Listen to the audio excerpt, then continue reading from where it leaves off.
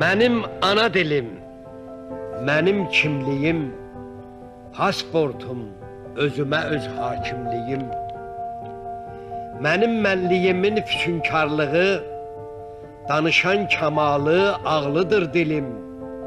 Millətin varlığı, yurdun varlığı, sənin varlığına bağlıdır dilim. Məni həm babamla, həm də nəvəmlə bağlayıb uzanan tarix bağımsan. Dünənim, sabahım, üstəlik hələ mənim söz hünərim, səs bayrağımsan. Sənsiz adım haram, vətənim haram, ana südü kimi halalım dilim. Harda sən varsansa, orada mən varam. Ey mənim ulduzum, hilalım dilim. Daşlardan süzüldün sən zaman zaman. Gözəldir suların daşdan keçməsi. Yarandı dumduru damcılarından, bayatı çeşməsi, dastan çeşməsi.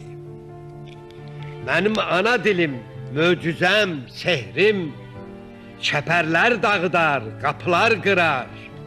Bəzən bircə kəlmən, ən dərin fikrin üstünə nur salıb cilalandırar.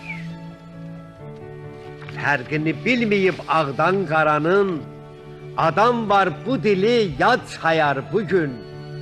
Dədəsi bu dildə cəbhə yaranın, özü özgə dildə banlayar bugün. Hansını söyleyeyim? Mis mi, dəmir mi? Yalnız öz səsiyle cingil dəmir mi? Mis səsi bənzəməz dəmir səsinə.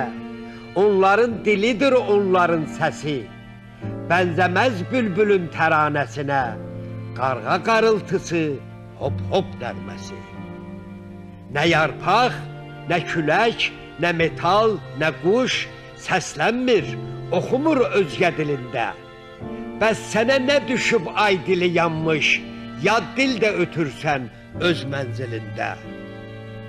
Namusdan bixəbər, vicdandan uzaq, vəzifə kürsüsü məramdır sənə. Vətənin dilini sevməyən nadan, vətənin çörəyi haramdır sənə. Mənim mənliyimin füsunkarlığı, danışan kamalı, ağlıdır dilim. Vətənin varlığı, xalqın varlığı, sənin varlığına bağlıdır dilim. Benim ismim. Türk Ocakları Yalova Şube Başkanıyım. Bu yıl üçüncüsü düzenlemiş olduğumuz Yalova Türk Dil Bayramı etkinliklerindeyiz. Donanmadan heykele bayrak yürüyüşümüz yapıldı. Bunun akabinde saat 2'de Yalova Üniversitesi Mehmet Okul Kongre Merkezi'nde Atatürk ve Türkçe konulu konferans etkinliğimiz ve devamında da Yalova genelinde ortaokullarda düzenlemiş olduğumuz Türkçe temalı afiş ve slogan yarışmasında dereceye giren öğrencilerimize ödül takdimi yapılacaktır. Bizim Yalova'da Türk Dil Bayramı etkinliklerini düzenlememizdeki maksat Atatürk'ün Türk Dil Kurumu çalışmalarını Yalova'da yapmış olması. Türk Dil Kurumu'nun kuruluş çalışmaları Atatürk'ün Yalova'da geçirdiği zaman diliminde harcadığı mesai içerisinde bu kararlar alındı ve akabinde de Ankara'da Türk Dil Kurumu kuruldu. Biz Yalova'da dil kimliğini oluşturmak adına, dil bilincini yaymak adına çalışmalar yapıyoruz. Bu kapsamda da 26 Eylül Yalova Türk Dil Bayramı etkinliğini düzenliyoruz. Önümüzdeki yıllarda bunu uluslararası arenaya taşımayı planlıyoruz. Bu yıl üçüncüsünü yaptık. Gelecek yıllarda daha geniş katılımla Türk dünyasından gelen dil bilimcilerle birlikte bu etkinliğimizi devam ettirmeyi ve geleneksel hale getirmeyi de planlıyoruz. Dilimizi, tabii dilimiz maalesef birçok yabancı kelimelerin girmesiyle birlikte dilimiz artık kendi özgünlüğünü ne yazık ki yavaş yavaş kaybetmeye başladı. Özellikle genç arkadaşlara biz dil bilincini aşılamak adına yıl içerisinde farklı okullarda Türkçe farkındalık eğitimleri vererek arkadaşlarımıza, gençlerimize dil bilincini yaymak istiyoruz ve aktarmak istiyoruz. Bu yönde de çalışmalarımız devam ediyor.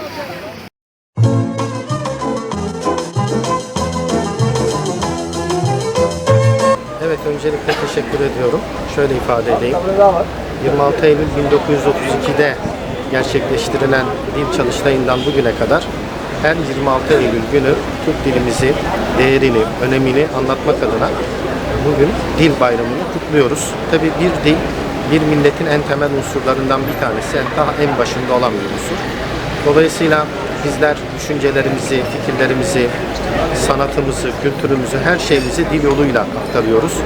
Dolayısıyla dilimizi iyi bir şekilde kullanmak, dilimize sahip çıkmak, geçmişten günümüze kadar geçirdiği süre zarfında dilde gelişen gelişimleri takip etmek ve yeni nesillerimize Türkçemizi iyi bir şekilde aktarmak bizim hepimizin üzerine düşen önemli bir görev. Hepimizin bu noktada gerekli özeni, itinayı göstermesi gerekiyor. Şunu unutmayalım, kültürler devam ettirilir ancak kültürlerin devam edilebilmesi için o dilin, o kültürü oluşturan ve kültür içerisinde yoğunlaşmış ve şekillenmiş olan dilin de korunması gerekiyor. Zaman zaman farklı etkenlerle dilimize karşı gerçekleştirilen bir takım saldırı mahiyetinde diyelim, yani dilin kendisine bir saldırı mahiyetinde hususlar oluyor.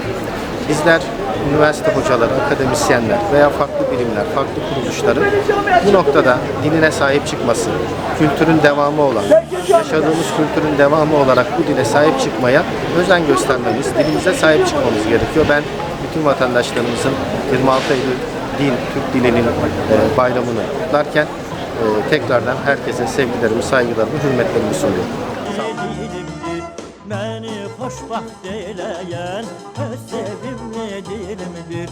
Beni xoşbaxt eləyen öz sevimli dilimdir.